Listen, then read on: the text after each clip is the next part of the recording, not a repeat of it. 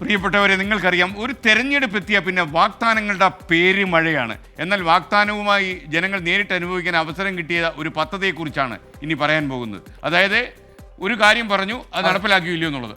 Okay, 2 സർക്കാരുകൾ വക പുതിയ ഇനം അരി ജനങ്ങൾക്കായി കാഴ്ചവെച്ച ഒരു ചടങ്ങിലേക്ക് നമ്മൾ എല്ലാവരുടെയും ശ്രദ്ധ ക്ഷണിക്കുകയാണ്. കാണാം.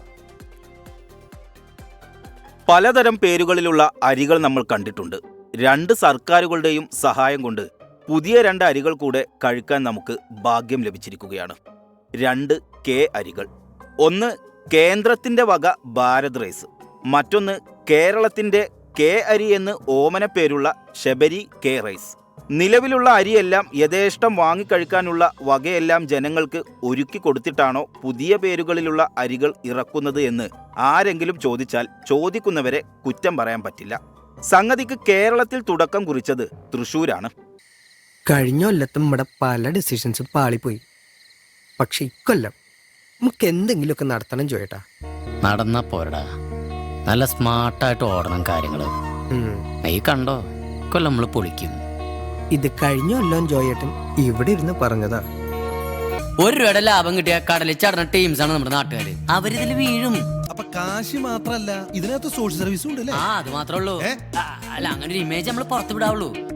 നമുക്ക് കൈവന്നിരിക്കുന്നത് ഒരു സുവർണാവസരമാണ്. അത് പരമാവധി നമ്മൾ മുതലെടുക്കണം. നിനക്കിതെങ്ങനെ സഹിക്കാൻ കഴിയും ജോസേ?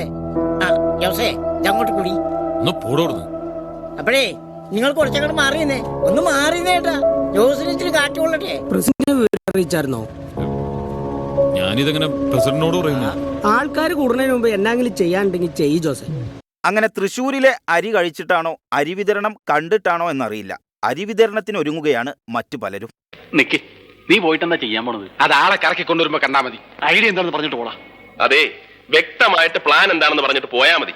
നേതാവ് കുയ്യാലി വക നിഷ്പക്ഷ ജനസേവാ പദ്ധതി എന്ന പേര് സംഭവം കയറി കൊളുത്തിയ കുറച്ച് മാവും തയ്യും തെങ്ങും തയ്യൊക്കെ കൊടുത്ത് ഇതിനൊരു തുടർച്ച ഉണ്ടാക്കണം.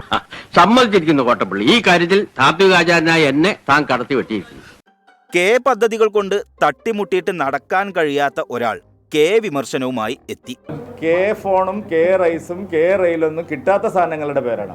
അക്രമായല്ലോ. കിട്ടാത്ത റൈസ് പറയട്ടെ, കേസ് കൊടുത്തിട്ടുണ്ട് പേരില്. കെ ഫോൺ എന്ന് പറഞ്ഞാൽ കിട്ടാത്ത ഫോൺ, ഫ്രോഡ്. കെ റൈസ് എന്ന് പറഞ്ഞാൽ കിട്ടാത്ത റൈസ്. അവന്റെ വാചകടിയിൽ വീണോന്റെ ജീവൻ നായനക്കി. കെ റെയിൽ എന്ന് പറഞ്ഞാൽ കിട്ടാത്ത റെയില്. ഞാൻ പറഞ്ഞില്ല, അതുകൊണ്ടാ ചുമ്മാ അടിച്ചിറക്കുന്നല്ലേ.